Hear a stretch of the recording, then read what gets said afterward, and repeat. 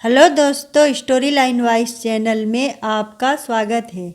आज की हमारी कहानी है तुम छोटी बहू से इतना क्यों जलती हो, जो कि अर्चना खंडेवाल जी द्वारा लिखित कहानी है। अरे ये क्या, अभी तो गैस धीमी करके गई थी और ये किसने तेज कर दी, सब्जी ही जल गई। मोना का चेहरा रोने जैसा हो गया। उसने बड़े मन से सब्जी बनाई थी पर सारी फेंकनी पड़ी।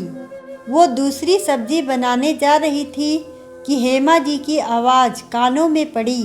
मोना खाना लगा दे, मुझे भूख लग रही है। डायबिटीज़ की दवाई ले ली है और अब खाना ज़रूरी है। मोना का चेहरा सफ़ेद पड़ गया। वो सहमते हुए बोली, मम्मी जी सब्जी तो जल गई है, मैं आपको सुबह की सब्जी और थोड़ा सा अचार दे देती हूँ ताकि आप समय पर खाना खा सकें। हेमा जी कुछ बोलने वाली थीं कि तभी बड़ी बहू बीना आ गई। ये क्या कर दिया तुमने, सब्जी जला दी। इतनी महंगाई में तुम कैसे खाना बर्बाद कर सकती हो, ध्यान कहाँ रहता है तुम्हारा। अभी तो ठीक से घर भी नहीं संभालना सीखी और नुकसान करना शुरू कर दी। मम्मी जी आप भी कुछ कहिए। बीना जैसे सुनने को तैयार थी कि उसकी सास घर की छोटी बहू को भी डांटेगी। बीना बहू तू ज़्यादा सास मत बन, अभी तो मैं जिंदा हूँ, अपने काम से काम रख। सब्जी जल गई तो कोई ना, मोना तू मुझे खाना परोस दे, मैं सुबह की सब्जी और अचार से खा लूँगी और घर वाले तो देर से खाएंगे, तब तक दूसरी सब्जी बना देना। हेमा जी की बात सुनकर बीना चौंक गई। वो तो चाहती थी कि नई बहू मोना को डांट पड़े। वो जब बालकनी में कपड़े लेने गई थी तब उसी ने गैस तेज कर दी थी, जिससे सारी सब्जी ही खराब हो गई। जब से मोना घर में आई थी तब से बीना को लगता है कि उसकी कदर कम हो गई थी। वो भी 5 सालों से घर संभाल रही थी, पर मोना को आए हुए अभी 2 महीने भी नहीं हुए और सारे घर वाले उसका ही गुणगान करते हैं तो वो जल भुन कर रह जाती है। वो कोशिश कर रही थी कि किसी भी तरह से बस परिवार वालों के सामने मोना को नीचा दिखा दे। बीना सामान्य पढ़ी लिखी थी और मोना ने उच्च शिक्षा हासिल की थी। मोना बीना से ज़्यादा समझदार और आज्ञाकारी थी। उसने ससुराल आते ही सबका दिल जीत लिया था। वो सबके काम मुस्कुरा के कर देती थी।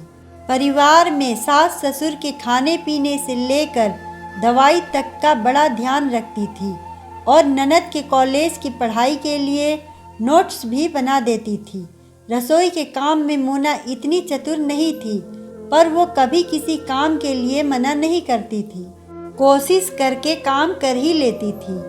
बीना को यही बात चुभती थी कि उसके सास ससुर ननद सब मोना की ही तारीफ करते थे और उसी के गुणगान करते हैं, जैसे उसने तो कभी परिवार वालों के लिए कुछ किया ही नहीं हो। बीना की एक 3 साल की बेटी भी है। वो उसके लालन पालन में व्यस्त रहती थी तो मोना ने कहा भी, भाभी आप गुड़िया को संभाल लीजिए, बाकी काम मैं कर लूँगी। बीना अपनी बिटिया को खिलाने पिलाने में लगी रहती थी और मोना ने धीरे धीरे घर संभाला और सबकी चहेती बन गई। ये देखकर बीना को उससे जलन होने लगी। एक दिन मोना ने कपड़े सुखाए, उसमें हेमा जी की सफ़ेद साड़ी भी थी। वो हेमा जी की सबसे पसंदीदा साड़ी थी।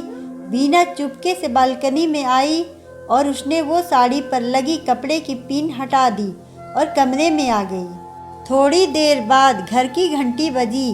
नीचे सफाई करने वाली साड़ी घर में देकर गई, जो सड़क पर जाकर गिरी थी और सड़क की गंदगी साड़ी पर लग चुकी थी। ये देखकर बीना फिर से चिल्लाई, मोना ये तुमने क्या कर दिया, मम्मी जी की सबसे अच्छी साड़ी खराब कर दी, अब तो तुम्हें सज़ा ज़रूर मिलेगी। मोना थोड़ा सा घबरा गई। तभी हेमा जी आई और उन्होंने साड़ी देखी। मोना को उसके कमरे में भेज दिया और बीना को अपने कमरे में बुलाकर दरवाज़ा बंद कर लिया। बीना हैरान थी, सज़ा तो मोना को मिलनी थी, सासू माँ ने मुझे क्यों बुलाया। बीना बहू तू घर की बड़ी बहू है और तुझे ये सब काम शोभा नहीं देते हैं। परिवार में इज्जत बनाए रखने के लिए खुद ऊपर उठा जाता है, ना कि दूसरों को नीचे गिराया जाता है। मुझे पता है तू मोना से जलती है, उसके गुण तेरी आंखों में चुभते हैं। मोना और तुझ में एक बड़ा फर्क यही है कि तूने 5 साल घर को चिड़चिड़ करके बोझ समझकर झल्ला कर संभाला, कभी किसी की मन से सेवा नहीं की। वही मोना चाहे काम करना कम जानती है, पर वो खुशी से करती है और सच्चे मन से करती है। उस दिन जब तू गैस की आंच तेज कर रही थी तो मैंने तुझे देख लिया था। जलन की भावना तुझ पर इस कदर हावी हो गई थी कि तूने अन्न का अपमान कर दिया, जानबूझकर सब खराब कर दिया।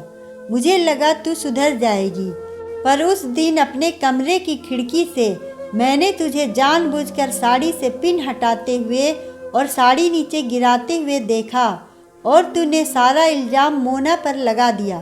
शर्म आती है मुझे तेरी सोच पर।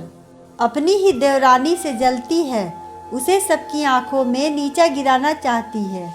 वो तो तुझे अपनी बड़ी बहन की तरह मानती है।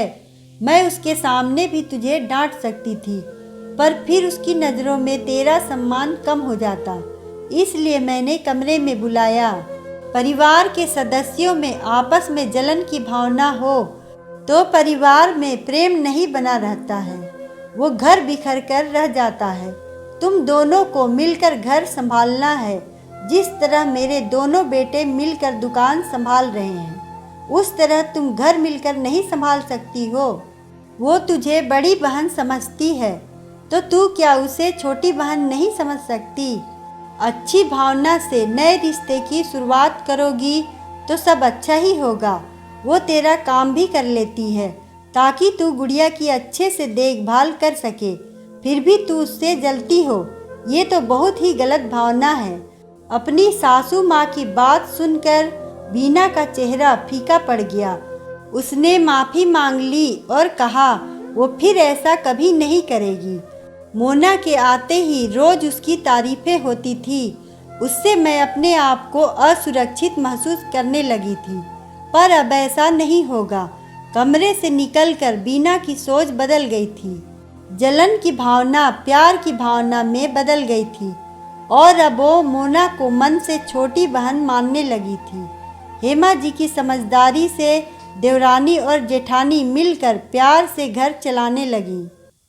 अगर आपको कहानी अच्छी लगे तो वीडियो को लाइक करें, चैनल को सब्सक्राइब करें और कमेंट में बताएं कि आपको कहानी कैसी लगी। धन्यवाद।